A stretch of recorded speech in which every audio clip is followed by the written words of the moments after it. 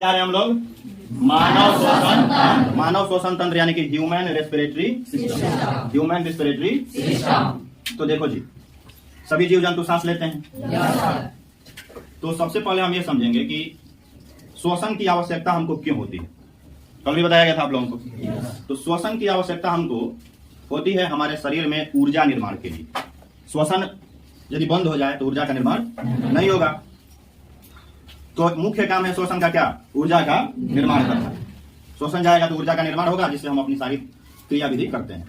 और इसके अलावा श्वसन का एक और कार्य है, हमारे शरीर का जो टेम्परेचर होता है, तापमान होता है, उसको बनाए रखना। ठीक है। अब जानते हैं हमारे आदमी क्या करता है, आदमी जब मर जाता है तो उसका शरीर क्या हो जाता है? ठंडा पड़ जाता है। आप सुने होंगे, ठीक है ना? क्यों ठंडा पड़ जाता है जानते हैं?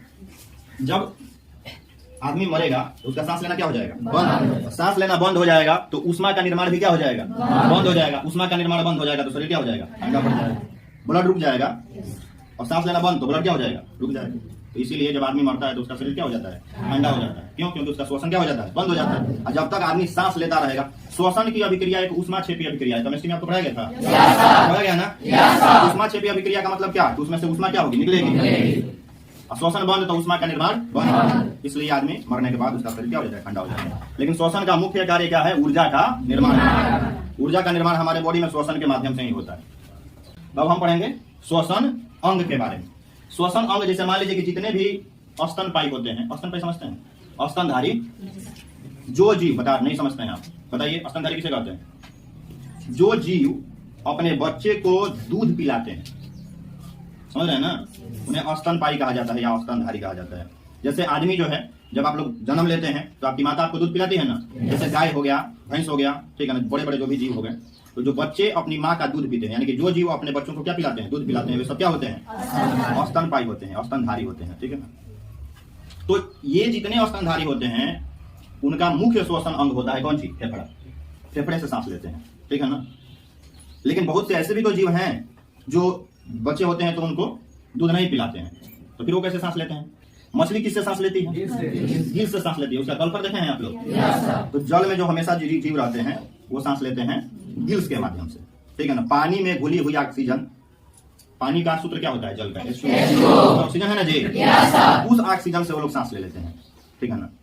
और कीड़े मकोड़े जो होते हैं, छोटे छोटे कीट पतंगे, वो सांस लेते हैं ट्रैकिया से। कौन सी सांस लेते हैं? ट्रैकिया से। तो हिंदी में बोला जाता है सांस नली या श्वसन नली। इससे वो लोग सांस ले लेते हैं। उनमें भी फेफड़ा नहीं पाया जाता है, जो छोटे छोटे कीट पतंग होते हैं, कीड़े मकोड़े, ठीक है? और मेढक जो होता है वो सांस कैसे लेता है? मेढक जो होता है बाबू, वो तो मान लीजिए कि पानी में भी रहता है, जमीन पर भी रहता है। पानी सूखेगा तो जमीन के अंदर भी डूब जाता है कि नहीं? तो मेढक सांस, अच्छा मेढक जो होता है उसका जन्म कहाँ होता है? पानी में, जल में, ठीक है ना? तो देखिएगा छोटी छोटी मेढक रहेगा ना तो वो मछली जैसा तैरता है, पता नहीं चलता है कि मछली का बच्चा है कि मेढक का बच्चा है कि नहीं? तो कभी भी मान लीजिए कि पकड़ के पोसना हो तो ये जान लीजिएगा कि मछली के बच्चा हो कि मेढक है ना। तो मान लीजिए कि ला करके पोस दिया, बड़का होगा तो हो जाएगा मेढक। पता तो मछली जान के पोसला होगा, क्या हो गई? कौन सी बेंग? तो क्या करो? खा जी बो। देखिए मेढक जो होता है ना, वो जब पानी के अंदर रहता है, बच्चा होता है, मेढक के बच्चे को टेडपोल कहा जाता है। एकदम जैसे बच्चा होगा तो छोटी छोटी रहेगा, उसको क्या बोला जाता है? टेडपोल। तो वहां वो अपने गिल्स से सांस लेता है। कौन से? गिल्स से। लेकिन वही जब मान लीजिए कि बढ़ के हो जाएगा, जमीन पर खुदकने लगेगा, तो वो अपने फेफड़े से सांस लेगा, ठीक है?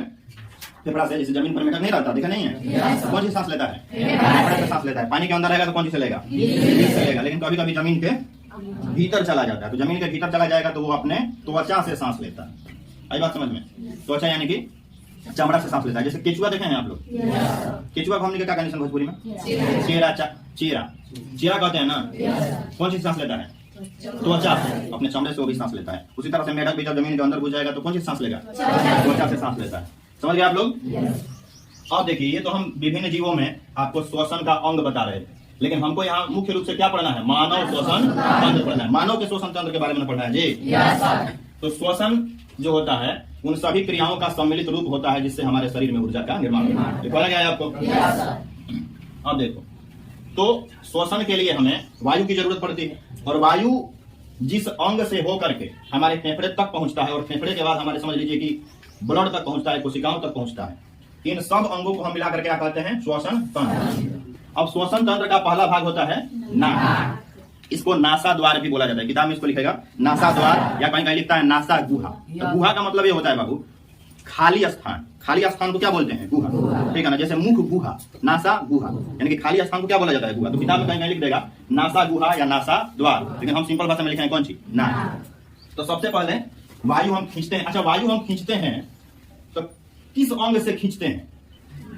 नाक से नहीं खींचते हैं। आप सब लोग यही जानते थे कि हम लोग नाक से खींचते हैं। खींचने का काम हम फेफड़ा से करते हैं, समझ रहे हैं ना। नाक में इतना शक्ति का है कि खींच ले। नाक तो एक रास्ता है, जब फेफड़ा खींचेगा ना तो ये महे जाएगा। जैसे आप यहाँ खींचते हैं ना, तो नाक से नहीं खींचते हैं। खींच कहां से रहे होते हैं? दोनों फेफड़ा से खींच रहे होते हैं। आप खींचने का काम वो करता है, ठीक है ना। नाक तो एक रास्ता है कि वो महे जाएगा, है कि नहीं। तो नाक जो होता है श्वसन, मानव श्वसन तंत्र का पहला भाग होता है कौन सी? नाक। सांस जब हम खींचते हैं तो नाक से हमारे शरीर के अंदर प्रवेश करता है। तो नाक में पाया जाता है सबसे पहले छोटे छोटे बाल। नाक में बाल पाए जाते हैं ना? जिनका नाक कैसा है जो बिना बाले का है। तो नाक में पाए जाते हैं छोटे छोटे बाल। उन बालों का क्या काम होता है कि हवा में जो भी, मान लीजिए कि हम लोग धूल के कण, ठीक है ना, वायु में धूल के कण होते हैं, उन्हें हम जब खींचते हैं तो वो तो जाएंगे साथ साथ। तो बाल क्या करता है? नाक में उपस्थित बाल क्या करता है? उस हवा को छान देता है, और छान करके उसमें बाल में चिपक जाते हैं छोटे छोटे जो भी कण होते हैं, जो वायु से आए होते हैं, धूल के कण, वो चिपक जाते हैं। उसके बाद वायु चली जाती है नाक में भीतर। तो समझ गए आप लोग बाल का क्या काम होता है? अब नाक से चला गया, अब नाक उसके बाद चला जाता है भीतर। यहाँ बाल तो यहाँ पाए जाते हैं, उसके बाद चला जाता है भीतर। तो भीतर यहाँ जब जाएगा ना वायु, तो यहाँ पाया जाता है श्लेष्मा बोलते हैं उसको। क्या बोलते हैं बाबू? उसको बोलते हैं श्लेष्मा, या कुछ लोग उसको म्यूकस बोलते हैं। क्या बोलते हैं? म्यूकस बोलते हैं। कहीं कहीं श्लेष्मा लिखा रहेगा, कहीं कहीं म्यूकस लिखा रहेगा, ठीक है ना। ये एक चिपचिपा पदार्थ होता है। जब नाक में आप उंगली डालिएगा ना तो उसमें से कुछ चिपचिप, भीतर जब उंगली जाएगा तो चिपचिपा पदार्थ निकलेगा। निकलता है नहीं निकलता है? सर्दी में तो बहुत ज्यादा निकलता है, लेकिन सर्दी में तो समझ लीजिए कचरा निकलता है, लेकिन वो हमेशा रहता है, ठीक है ना। नाक में डालिएगा तो उसको क्या पाया जाता कहते हैं? श्लेष्मा। तो उसका काम ये होता है कि जो धूल के कण बाल के द्वारा नहीं छन सके हैं, बाल में नहीं सटल, ठीक है, वो धूल के कण सूक्ष्म होते हैं, चले गए हैं भीतर। श्लेष्मा क्या करता है कि उसको भी छान देता है। आई बात समझ में? और उसके बाद वायु को थोड़ा सा नमी युक्त कर देता है। नमी युक्त का मतलब समझते हैं? थोड़ा उसको गीला बना देता है। नमी युक्त का मतलब क्या? थोड़ा सा वायु को क्या बना देता है? गीला बना देता है, क्योंकि वो चिपचिपा पदार्थ होता है ना, द्रवित होता है बहुत गाढ़ा। तो वो थोड़ा वायु को क्या बना देता है? गीला बना देता है, नमी युक्त बना देता है। और वायु में जो धूल के कण होते हैं उस पर क्या हो जाते हैं? चिपक जाते हैं। नाक का बाल से मान लीजिए कि जो नहीं छन पाया है वो कहां जाकर छन जाता है? श्लेष्मा पर। उसके बाद वायु चली जाती है भीतर। उसके बाद तुम लोग देखेगा कि नाक में अंगुली लगा करके कभी कभी साफ करता है तो निकलता है ना, तो कौन सी है? धूल मिट्टी है, धूल के कण है, जो कि बाल द्वारा छान करके बाहर कर दिया गया है, नहीं तो श्लेष्मा के द्वारा बाहर कर दिया गया है। अंत को छिड़कता है एक गरी मारेगा कि पूरा बर्बाद कर देगा। और वायु नाक से होते हुए कहां चला जाता है जी बाबू? चला गया कहां? ट्रैकिया, मतलब लेरिंग्स में आ गया, मतलब ये रास्ता है, यहाँ पहुंच जाता है। तो इसमें आप लोग पढ़ गए कौन सी? बाल के बारे में पढ़े और श्लेष्मा के बारे में पढ़े, यानी कि म्यूकस के बारे में पढ़े। उनका काम क्या है ये भी देख लिया आप लोगों ने। अब आगे बढ़ेगा वायु, और जब वायु आगे बढ़ेगा तो कहाँ आ जाएगा जी? लैरिंग्स में आ जाएगा। कहाँ आ जाएगा? लैरिंग्स में आ जाएगा। लैरिंग्स होता है ये सबका निकला होता है ना थोड़ा सा, इसको क्या बोलते हैं? लैरिंग्स बोलते हैं, कंठ बोलते हैं। यहाँ स्वर रज्जु पाया जाता है। इसको दबा देंगे तो आवाज बंद हो जाएगा, समझ आए ना? दबा दिया तो आवाज बंद नहीं हो जाएगा जी। तो ये होता है लैरिंग्स, यहीं से आवाज आती है। अब देखो यहाँ एक चीज हम आपको और बताना चाहेंगे। आप लोग कहीं ये ना सोच रहे हो कि ये जो रास्ता है यही ना तो हमने के पाचन तंत्र में रास्ता पड़ रहे सन, तो कहीं इहे तो ना हो, यानी इमे भोजनों तो ना होत होखे। तो बाबू ऐसा कोनो बात नहीं है। एजा देखा का होखेला, एजा बढ़िया से समझ लेबे के बाद एजा मामला तनी अलग बा। यहाँ से एक और जो लैरिंग्स है ना, लैरिंग्स के ऊपर से यहाँ से एक और नाली निकली होती है इसके पीछे से। आई बात समझ में? वो यहाँ से ये जो होता है ना, ये जो होता है, ये श्वास नली जो होती है बाबू, ये ऊपर से होती है, और उसके पीछे से होता है कौन सी? उसको बोलते हैं ग्रास नली, फूड पाइप। क्या बोलते हैं? तो जो भोजन हम करते हैं ना वो फूड पाइप में जाता है, ठीक है ना। और जो हम सांस लेते हैं वो कहाँ आता है? सांस लेते हैं वो ग्रास नली में आएगा, श्वास नली में आता है। किस नली में आता है? तो ये श्वास नली है, इसके ठीक पिछवा हमें से निकल होता है कौन सी? ग्रास नली। तो उसके पिछवा से लटका रहेगा एकदम सीधा, वो चला जाता है सीधे कौन सी में? आमाशय। ये बाहर होता है। बाहर आप नीचे ऊपर का मतलब समझ रहे हैं ना? यानी कि जो श्वास नली होती है ये ऊपर होती है, उसके पीछे होता है कौन सी? ग्रास नली। ये होता है उससे ऊपर। तो ये नली वो नहीं है, भोजन वाली नली नहीं है ये, ठीक है ना। ये दोनों यहाँ से अलग हो जाते हैं, यहाँ से क्या हो जाते हैं, अलग हो जाते हैं। हालांकि यहीं पर आपको थोड़ा सा और हम चीज बता देंगे, ठीक है ना। यहाँ एक बहुत बढ़िया मशीन लगा होता है, ठीक है ना, उसको बोलते हैं इपिग्लोटिस। क्या बोलते हैं, इपिग्लोटिस। अच्छा, आप लोगों को कभी हिचकी आया है? खाना वाना खाते हैं तो हिचकी आता है? क्यों आता है? जानते हैं क्यों आता है? कभी कभी मान लीजिए कि आप लोग खो जाते हैं खाना खाते वक्त, खाना खा रहे हैं अकेले बैठ करके और दिमाग चल रहा है कहीं और, रघुनाथपुर के मेला में बड़का झूला पर बैठे हुए, ठीक है ना, और भोजन कर रहे हैं, बगल में मान लीजिए कि एक बैठी हुई है। अब आप उसके बारे में सोचो, हो कल गिर जाना है, ठीक है, तो ध्यान तो ऊपर, अब भोजन जा रहा बा मुंह में। और इपिग्लोटिस जो होता है वो कहाँ होता है, यहाँ होता है। इपिग्लोटिस कंट्रोल होता है कहाँ से, दिमाग से। इपिग्लोटिस का कंट्रोल होता है दिमाग से। और दिमाग कहाँ है, मेला में है, ब्रेक डांस के बगल में हो सकता है। हाँ, तो सोच तो आप किसी और के बारे में रहे हैं, तो दिमाग तो सोच रहे हो। अब भोजन आप करते जा रहे हैं तो भोजन कहाँ चला जाएगा, भोजन नली में न जाकर के भोजन चला जाएगा श्वास नली में। इपिग्लोटिस काम क्या करता है पहले ही समझिए। इपिग्लोटिस का काम है, क्योंकि दोनों नली जो होती है एकदम पास पास होती है यहाँ पे, इपिग्लोटिस क्या करता है कि भोजन जब जाता है, ठीक है ना, तो श्वास नली को ढक लेता है, तो भोजन नली में चला जाता है।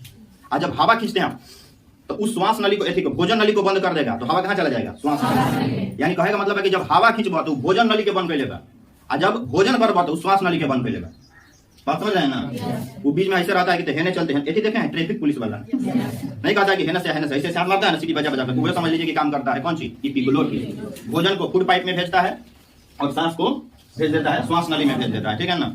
अब मान लीजिए कि कभी कभी आप खाना खा रहे हैं और दिमाग से आदेश नहीं मिला, किसको, इपिग्लोटिस को। दिमाग तो खोया हुआ है किसी की याद में या जो भी हो, ऐसे भी जाता है कभी कभी। मान लीजिए कि भोजन कभी कभी इपिग्लोटिस काम ना किया, अब भोजन नली में न जाकर के कहाँ चला गया, श्वास नली में। अब श्वास नली में जब जाएगा तो ये दोनों जो है इसका फेफड़ा है वो देखेगा कि भोजन उधर से क्या हो रहा है, हमरा क्यों हो रहा है, जाना है उसको, है नहीं आ रहा है हमरा क्यों, समझ रहे हैं ना। तो ये इधर से जंप मारेगा, ठीक है ना, जंप मारेगा कि एने से ना भाग हो में, कौन सी में, भोजन नली में। जब जंप मारेगा तो आप नहीं करेंगे, समझ रहे हैं ना, करते हैं कि नहीं करते हैं। उसके बाद आदमी पानी पीता है कि नहीं, कि हिचकी बंद हो जाए। तो पानी पीने से हिचकी कब बंद होती है जानते हैं? जैसे मान लीजिए आप, कितना लोग को ऐसा होता है कि पानी दूध लोटा मार जाता है, हिचकी बंद नहीं होता है, होता है कि नहीं। तो हम आपको बता रहे हैं कि जब आपको हिचकी आए और आप पानी पिए तो हिचकी निश्चित रूप से कैसे बंद हो जाएगी, आज के बाद आजमा करके देखिएगा, ठीक है ना। पानी आप हबर हबर मत पीजिएगा, ठीक है ना। पानी गिलास में लेकर के और उसको मुंह में लगाए रहिएगा, धीरे धीरे धीरे धीरे लगातार पीजिएगा और इंतजार करिएगा कब वो आ रहा है, एकदम लगातार पीते जाना, वो भी धीरे धीरे, नहीं तो पेट में पूरा पानी हो जाएगा। भोजन करबे ना करबा, इतना ना पानी पी लेगा। तो पानी को मुंह में पानी लगा लेना है गिलास लेकर के, ठीक है ना, और उसको धीरे धीरे धीरे धीरे एकदम लगातार धीरे धीरे जा रहा है। और जब होने से हिचकी आएगा, और जब पानी या हिचकी एक में टकराएगा ना, तब आपका हिचकी बंद हो। और ना तो हिचकी बंद भइल बा, एक गिलास पानी पी गया फिर हिचकी आई, तो जब होने से वो चलता और पानियो एने से जाता, दोनों आपस में क्या हुई, टकराई, ओकरा बाद हिचकी ना आई। तो आज के बाद जब हिचकी बंद करे तो ये तरह करी, तो ध्यान दीजिएगा। तो हम आपको बता रहे थे कौन सी, हिचकी क्यों आती है, तो क्या बताइएगा, हिचकी क्यों आती है? भोजन का जो टुकड़ा है वो ग्रास नली में न जाकर के श्वास नली में आ जाता है और फेफड़ा उसको निकालना चाहता है, जम करके बाहर करना चाहता है, इसीलिए हमको हिचकी, ठीक है ना। तो ये हिचकी वाला देखिए, भोजन को और श्वास नली को, भोजन को फूड पाइप में और श्वास नली को, मतलब सांस को, वायु को श्वास नली में रास्ता कौन देता है, इपिग्लोटिस, ठीक है ना। वो भोजन को उधर कर देता है और हवा को श्वास नली में कर देता है, इपिग्लोटिस वो काम करता है। लेकिन अब मान लीजिए कि वायु कहाँ आ गया जी, लैरिंग्स में आ गया। लैरिंग्स के बाद वायु का मार्ग जो होता है वो क्या हो जाता है, सीधा हो जाता है, कहाँ पहुंचता है, ट्रैकिया में पहुंचता है। आपको बता ही दिया कि फूड पाइप इसके पीछे होता है, भोजन वाला रास्ता दूसरा हो जाता है, ये वाला दूसरा हो जाता है। यहाँ से वायु आकर के चला जाता है सीधा ब्राकस में। इन दोनों भागों को क्या बोलते हैं, ब्राकस बोलते हैं, ब्राकस या ब्रोंकस बोलते हैं, ब्रोंकस, ठीक है ना। ये दोनों होता है हमारा कौन सी, फेफड़ा, जो कि यहाँ होता है, और दोनों फेफड़ों के बीच में होता है हृदय। जगह आता है कौन सी के हृदय, यानी कि दिल होता है यहाँ, थोड़ा सा बाएं तरफ होता है, बाएं कौन है, जगह है ना, तो यहाँ पर होता है हृदय। हृदय का क्या काम होता है वो हम लोग मानव हृदय का जब हम चित्र बना करके इस तरह से समझाएंगे तो पढ़ाएंगे, हालांकि थोड़ा सा इसमें भी बताएंगे, तभी जाकर के आपको समझ में आएगा। और ब्राकस से देखिए, ब्राकस में आ गया, वायु कहाँ आ गया, ब्राकस में। ब्राकस के बाद दोनों फेफड़ों में चला जाता है, हेने से हवा हेने चल जाए, हेने से हवा हेने चल जाए, समझ रहे हैं ना। दो को फेफड़ा होता है, तब यहाँ सांस खींचते हैं तो आपका सीना जो होता है खुल जाता है। तो अब देखो यहाँ हवा ऐसे होते हुए यहाँ आ गया। तो इसको बोलते हैं एक भाग रला तो का नाम रला ट्रैकिया, लेकिन दो भाग हो गए तो का नाम हो गए ब्राकस या ब्रोंकस, ठीक है ना। अब ये ब्रोंकस जो होता है ना आगे चल करके और छोटी छोटी शाखाओं में विभाजित होता है, जिसे ब्रोंक्यूल्स बोलते हैं। क्या बोलते हैं? ब्रोंक्यूल्स बोलते हैं। और जो ब्रोंक्यूल्स होते हैं ना वो और आगे बढ़ के छोटे छोटे कुपिकाओं में विभाजित हो जाते हैं। कौन सी में? कुपिकाओं में। इनको वायु कोष बोला जाता है, कुपिकाएं बोला जाता है, या अंग्रेजी में अल्वेओलाई बोला जाता है। क्या बोला जाता है? अल्वेओलाई। और इस माध्यम से हवा आकर के कहां पहुंच जाता है जी? अल्वेओलाई में। कहां पहुंच जाएगा? अल्वेओलाई में। हवा से ना आ रहा है तो पहुंच गया आपका अल्वेओलाई में, यानी कि वायु कोष में कहिए चाहे कुपिकाओं में कहिए। तो होता क्या है बाबू कि जब हम सांस लेते हैं ना तो कुपिकाएं जो होती हैं, जो होती हैं, ये क्या हो जाती हैं? फैल जाती हैं। आपको हम ये बताने की कोशिश में है कि जब हम सांस लेते हैं तो हमारा सीना ऐसे फूल क्यों जाता है, जब छोड़ते हैं तो पिचक क्यों जाता है? ये फूलने और पिचकने का काम कौन करता है? कुपिकाएं करते हैं, यानी कि अल्वेओलाई करती है। क्योंकि हवा जो आएगा इधर से इस माध्यम से सीधा यहाँ पहुंचेगा, ठीक है ना। तो जब हवा आएगा यहाँ पहुंचेगा तो ये क्या हो जाएंगी? फूल जाएंगी। और जब हवा छोड़िएगा तो धीरे धीरे क्या हो जाएंगी? पिचक जाएगी। इसीलिए जब हम सांस खींचते हैं तो ये फुलावना लेखन खुल जाता है। मैंने फुलावना बराबर मत समझ लीजिएगा, बहुत छोटा छोटा होता है, ठीक है ना। माइक्रोस्कोप से देखना पड़ता है। ये देखो कि कहावत लोग की बहुत सूक्ष्म होता है, ठीक है ना। लगभग 700 होता है तो दिखेगा नहीं दिखेगा, बहुत छोटा छोटा होता है, ठीक है ना। लेकिन सांस जब आप लेते हैं तो क्या हो जाता है? खुल जाता है। और जब सांस छोड़ते हैं तो पिचक जाता है। अब यहाँ जब हवा आता है तो उसके साथ क्या होता है ये समझिएगा। अब यहीं से मतलब बाकी तो सब जौन रोला, लेकिन मुख्य काम हवा का यही होता है फेफड़ा, ठीक है ना। हवा आपका पहुंच गया यहाँ पे, वायु आपका पहुंच गया यहाँ पे वायु है सब जगह, ठीक है ना। वायु का काम क्या होता है कि ऑक्सीजन जो है उसे दे देना है किसको? ब्लड को। अब ब्लड से क्या ले लेना है? कार्बन डाइऑक्साइड, ठीक है ना। कार्बन डाइऑक्साइड अब देखो कैसे लेता है और कैसे ऑक्सीजन देता है। फेफड़ा जो होता है बाबू दोनों भरा होता है कौन चीज से? रक्त से। कौन चीज से भरा होता है? रक्त से भरा होता है। रक्त कहां से आता है? 2 मिनट बाद बताते हैं, पहले इसको समझिए। फेफड़ा रक्त से आता है। वीडियो आ रहा है ना? फेफड़ा में आ गया रक्त, ये रक्त से पूरा भरा हुआ है। फिर मान लीजिए कि कौन सी है? रक्त। यहाँ कौन सी है? हवा आया हुआ है। यहाँ जो रक्त आया हुआ है बाबू दोनों फेफड़ा में वो कार्बन डाइऑक्साइड युक्त रक्त है, यानी कि उस रक्त में क्या है? कार्बन डाइऑक्साइड, उसमें ऑक्सीजन नहीं है। अब होगा क्या? उसको अशुद्ध रक्त भी बोला जाता है। जिस रक्त में कार्बन डाइऑक्साइड की मात्रा होती है उसे अशुद्ध रक्त बोला जाता है, और जिस रक्त में ऑक्सीजन की मात्रा होती है उसे शुद्ध रक्त बोला जाता है, ठीक है। तो कार्बन डाइऑक्साइड से मिला हुआ रक्त आ गया है यहाँ पे, दोनों फेफड़ा में बैठल है। अब यहाँ से जब आप सांस खींचे हैं तो संगे संगे कौन गया है? ऑक्सीजन। यहाँ क्या होगा ना कि रक्त में पाया जाता है हीमोग्लोबिन। क्या पाया जाता है? और यहाँ सबसे महत्वपूर्ण भूमिका हीमोग्लोबिन निभाता है। हीमोग्लोबिन क्या रक्त में क्या पाया जाता है? हीमोग्लोबिन। हीमोग्लोबिन जो है बाबू एक उत्तक है। क्या है? उत्तक है।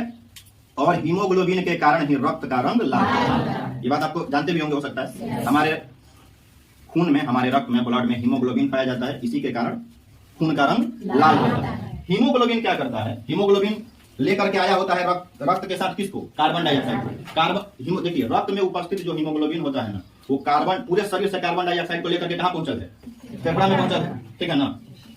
अब क्या करेगा? यहाँ कौन सी आया है? सब ऑक्सीजन। क्या आया है? ऑक्सीजन तो गया है ना, यहाँ ऑक्सीजन पहुंचल है। तो अब रक्त हीमोग्लोबिन क्या करेगा जो रक्त में है कि यहाँ कार्बन डाइऑक्साइड इसको क्या कर देगा? दे देगा। क्या कर देगा? दे देगा। विसरण प्रक्रिया कहते हैं उसको, आगे बता रहे हैं। तो दे देगा और वहां से ऑक्सीजन क्या कर लेगा? ले लेगा। यानी कि यहाँ जो कुपिकाओं में पहुंचा हुआ है, एल्वेओलाई में पहुंचा हुआ है ऑक्सीजन, उस ऑक्सीजन को खींच लेगा कौन? हीमोग्लोबिन। तो हीमोग्लोबिन कौन सी में है? रक्त में है। यानी कि रक्त में वहां कौन सी मिल जाएगा? कार्बन डाइऑक्साइड मिल जाएगा। कार्बन डाइऑक्साइड तो पहले से मिलल है, लेके पहुंचल है, कार्बन डाइऑक्साइड उसको दे देगा, ठीक है ना। ऑक्सीजन वहां से क्या कर लेगा? आदान प्रदान। आदान प्रदान समझते हैं ना? आदान प्रदान का मतलब होता है लेन देन। तो यहाँ लेन देन होता है, आदान प्रदान होता है। खून जो है वो ले करके आता है कार्बन डाइऑक्साइड, और कार्बन डाइऑक्साइड दे किसको देता है? कुपिकाओं को, यानी कि वायु को उसमें भेज देता है। और उसमें जो हवा आया हुआ है उसमें जो ऑक्सीजन है उसको क्या कर लेता है? ले लेता है, ऑब्जर्व कर लेता है। देता है क्या? Carbon dioxide. और लेता है क्या? अब भाई बात समझ में? तो पूरे शरीर से कार्बन डाइऑक्साइड को लेकर के ब्लड गया है वहां पे। ब्लड में कौन सी लेकर के गया है? मैंने ब्लड में रहता है ये थी हीमोग्लोबिन। हीमोग्लोबिन वाले के हीमोग्लोबिन लेके गइल, मैंने ब्लड में लेके गइल। तो कार्बन डाइऑक्साइड दे दिया, कौन सी ले लिया? ऑक्सीजन। अब ऑक्सीजन जब ले लेलस तो ऑक्सीजन लेकर के वो फिर चल जाएगा पूरे शरीर में, वहां से शुद्ध रक्त हो गया। क्या हो गया? शुद्ध रक्त हो गया। वो लेकर के पूरे शरीर में जाएगा, एक एक कोशिका तक जाएगा, ठीक है ना। आप एकदम मतलब समझ लीजिए कि जड़ी से लेकर के सर तक जाएगा ब्लड। क्या लेकर के? ऑक्सीजन लेकर के जाएगा। और कोशिका में ऑक्सीजन ले जाकर के देगा कोशिका के अंदर किसको? माइटोकॉन्ड्रिया को। आपको पढ़ाए है ना, कल बता रहे थे आपको कि कोशिका कैसे होता है। कोशिका जो होती है उसके सबसे ऊपरी परत को क्या कहा जाता है? कोशिका, यानी कि सेल मेम्ब्रेन। उसके भीतर गीला चिपचिपा द्रव पाया जाता है जिसमें कोशिकांग पाए जाते हैं, लाइसोसोम, राइबोसोम, माइटोकॉन्ड्रिया वगैरह पाए जाते हैं। उसको कोशिका, आप लोग पढ़ के आए हैं 8वां क्लास वाला? तो उसमें जो माइटोकॉन्ड्रिया पाया जाता है, माइटोकॉन्ड्रिया को ले जाके दे देता है कौन सी? ऑक्सीजन। ब्लड ऑक्सीजन किसको ले जाकर दे देता है?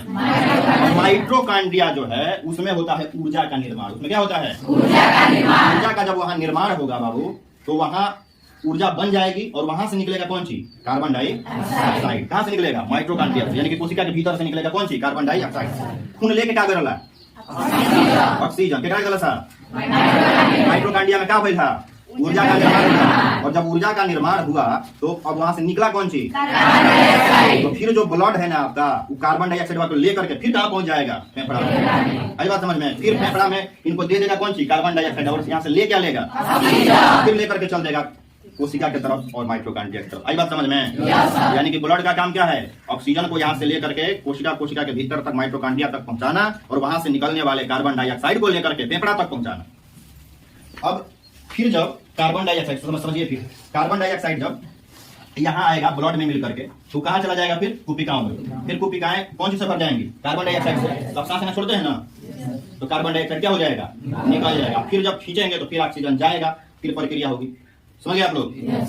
अब देखो जी, यहाँ जो सांस हम ले रहे हैं, जैसे सांस ले रहे हैं, पूरा बॉडी में जा रहा है ऑक्सीजन। कौन लेकर जा रहा है? हीमोग्लोबिन लेकर चला गया। अब लेकर चला गया, फिर इसको हम जब सांस खींचते हैं ना, अब पूरे शरीर में जाता है, तो उसको बोला जाता है अंतः श्वसन। क्या बोला जाता है? अंतः श्वसन बोला जाता है, या प्रश्वास बोला जाता है। क्या बोला जाता है? प्रश्वास बोला जाता है। अंतः श्वसन या प्रश्वास लिख देते हैं यहाँ पे, आप लोग लिखिएगा। मतलब अंतः श्वसन बोलते हैं, या इसको और क्या बोलते हैं बाबू? प्रश्वास। प्रश्वास किसी किसी किताब में क्या लिखा रहता है? इंग्लिश सबसे ज्यादा जरूरी है इसका जानना।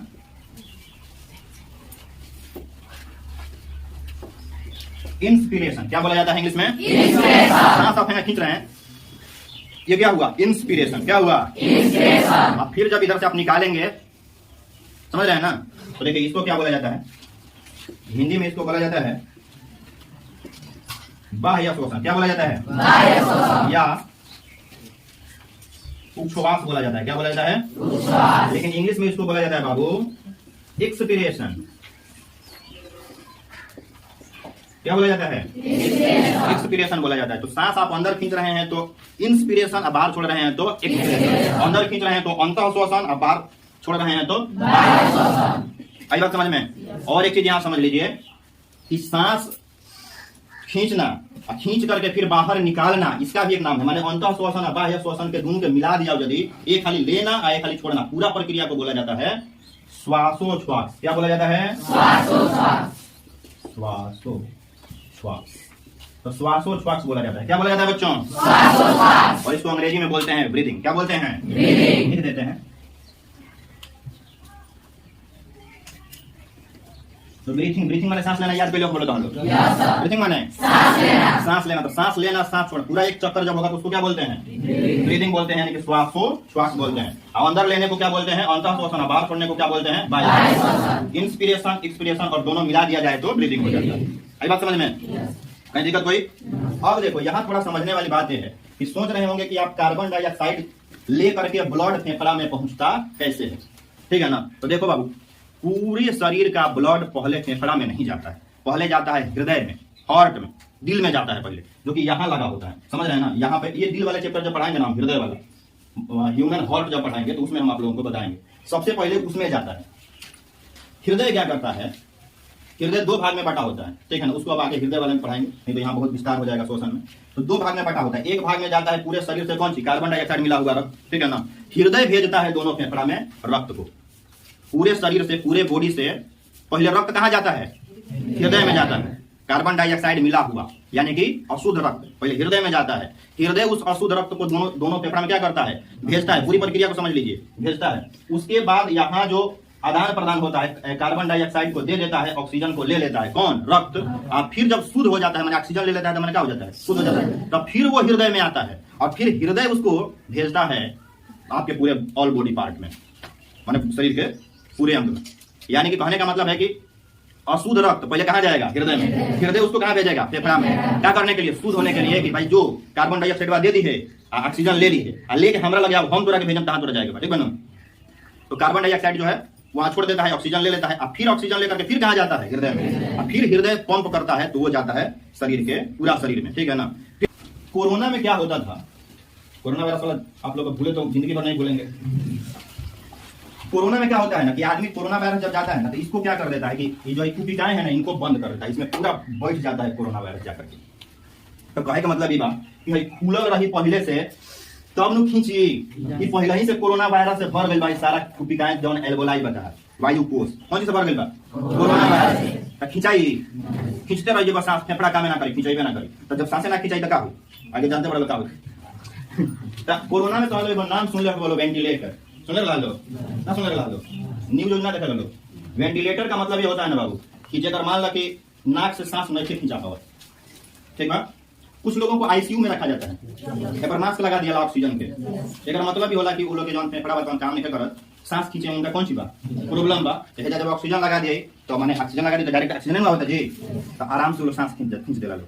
लेकिन वेंटिलेटर जो होता है उससे और डेंजरस पोजीशन होता है। उसमें क्या करता है कि नकिया में एक ही लगा देगा पाइप, और नकिया में ले जाकर के फेफड़ा में लगा देगा, समझ रहे हैं ना। तो अब मान लो तरह सांस खींचाते नहीं थे तो सांस एक ही कहाँ पहुंचा देता डॉक्टर, जहाँ पहुंचे के चाहे। बात समझ रहे लोग? मान लो हवा कहाँ जाता? फेफड़े में जाता, तो हवा एक कहाँ पहुंचा दिया पाइप के माध्यम से फेफड़ा में पहुंचा दिया। तो एक कहा जाला कि फलाना वेंटिलेटर पर बने, माने वेंटिलेटर एक मशीन होता है जो ऑक्सीजन पहुंचा देता है कहाँ? डायरेक्ट फेफड़ा में पहुंचा देता है। हालांकि वो बहुत सीरियस पोजीशन होता है। उस अवस्था को जो प्राप्त हो जाते हैं उनके फिर लौट कर आने की संभावनाएं बहुत कम होती है। और लास्ट में एक पार्ट होता है कौन सी? डायफ्राम, ठीक है ना। ये भी सांस लेने में सबसे ज्यादा मदद करता है डायफ्राम। डायफ्राम यहाँ पे होता है। डायफ्राम जो होता है ना बाबू, ये हमारे पेट को हमारे सीने से क्या करता है? अलग करता है। सीना को अलग रखेगा, पेट को अलग रखेगा, ये काम करता है डायफ्राम। देखो जब हम सांस छोड़ते हैं ना, जैसे सांस यहाँ लेंगे, समझ रहे हैं, तो सांस जब हम लेते हैं तो फेफड़ा क्या होता है? ऊपर आ रहा होता है ना। तो डायफ्राम जो होता है ना ये इसको दबाने का काम करता है। कौन सा काम करता है? दबाएगा। तो दबाएगा तो ये क्या होगा? सांस लेगा। और जब यहाँ छोड़ेंगे ना तो ये क्या हो जाएगा? नीचे। तो ये नीचे लचीला होता है। लचीला समझते हैं ना? कोई देखा है कच्चा? लचीला होता है ना, उस तरह से ये लचीला होता है, ठीक है ना। सांस लेने में मदद करता है। ये उठता रहता है, नीचे होता रहता है। जब सांस छोड़ देंगे तो क्या हो जाएगा? नीचे हो जाएगा। अब सांस लेंगे तो ये क्या करेगा? दोनों फेफड़ों को क्या करेगा? उठा देगा। तो डायफ्राम जो होता है सांस लेने में मदद करता है। ये डायफ्राम जो है ना बाबू, डायफ्राम यदि मान लीजिए कि किसी आदमी का टूट जाए तो आदमी की मौत हो जाएगी और पता ना चलेगा कि भइल का, कहीं से खून ना निकलेगा, ठीक है ना, कहीं गोली वोली नहीं लगेगा, कुछ नहीं होगा, शरीर एकदम स्वस्थ रहेगा, आदमी मर जाएगा। कभी कभी एक्सीडेंट में होता है, एक्सीडेंट हो जाए, मान लीजिए कि कोनो के डायफ्राम टूट गया, तो डायफ्राम टूट गया तो सांस क्या हो जाए? बंद। डायफ्राम टूट जाए तो सांस क्या हो जाएगा? बंद। सांस बंद तो आप समझते हैं काम खत्म। तो डायफ्राम कभी कभी टूट जाता है, हालांकि इतना जल्दी नहीं टूटता है। ये वहां यहाँ विसरण की प्रक्रिया आपको थोड़ा समझा दें। कौन सी की प्रक्रिया? विसरण क्या होता है भाई? तो विसरण क्या होता है बाबू कि जब खून जो है, ब्लड जो है, किसको लेकर के आया है? कार्बन डाइऑक्साइड लेकर के आया है। कार्बन डाइऑक्साइड उसको क्या कर देगा? दे देगा। ऑक्सीजन उससे ले लेगा। इसी प्रक्रिया को कहा जाता है विसरण। गैसों के आदान प्रदान को क्या कहा जाता है? विसरण कहा जाता है। एक ले लेता है, एक दे देता है, इसको क्या कहेंगे? विसरण कहा जाता है। सामान्यतः जो आदमी है हम लोग, ठीक है ना, 1 मिनट में लगभग 12 बार सांस लेते हैं। कितना बार? जरूरी नहीं कि निश्चित नहीं कि 12 ही बार लेंगे, लेकिन वो होता है ना औसत, तो हम लोग औसतन सांस लेते हैं 1 मिनट में 12 बार, ठीक है ना। 12 से 16 बार लेते हैं, मतलब ऐसा अनुमान लगाया गया। हालांकि जब हम लोग जगे रहते हैं तो 16 बार लेते हैं। आई बात समझ में? जगे, जैसे आप लोग जगे हुए हैं, काम कर रहे हैं, तो लगभग 16 बार लेंगे। लेकिन जब आप सो जाएंगे तो क्या होगा? सोए हुई अवस्था में आदमी तेज सांस लेता है कि जगे हुई अवस्था में? जगे सूत जाइएगा तो आराम आराम से सांस लेता है आदमी, है कि नहीं? और जागा रहने सन तो जल्दी जल्दी सांस लेने सन, और जागा रहने सन तो 16 बार लेने सन, और सूता रहने सन तो 12 बार। लगभग में है, एक आध बार इधर उधर हो सकता है तो कोई दिक्कत नहीं है, ठीक है ना। जो बच्चे होते हैं ना, छोटे छोटे जो बच्चे होते हैं, वो लगभग 1 मिनट में 24 से 26 बार सांस लेते हैं। छोटे छोटे बच्चे जो बड़े सन ढेर सांस ले सन, जो नवजात शिशु है 6 महीना का, ठीक है ना, उन लोग का फेफड़े का टिमकी होता होगा, हर टिमकी फेफड़ा होता होगा, भूख ले हमने की फेफड़ा बोल बोला। तो लड़का जो बड़ा सन, छोटे बच्चे नवजात शिशु जो होते हैं 1 मिनट में लगभग कितने बार? 26 बार। और हम लोग 12 से 16 बार, यानी कि जगे हुई अवस्था में 16 बार। हालांकि आप दौड़ दीजिएगा मान लीजिए तो ज्यादा हो जाएगा। दौड़ते हैं तब उतने बार लेते हैं, कांपने लगते हैं, देखें कि नहीं? तो दौड़ दीजिएगा तो उसका तो बात अलग है, सामान्यतः बात बता रहे हैं। इसमें कोई दिक्कत है आप लोगों को जी? देखिए कुछ पूछना है आपको इसमें? अब तो इसमें हम कुछ छोड़े ही नहीं।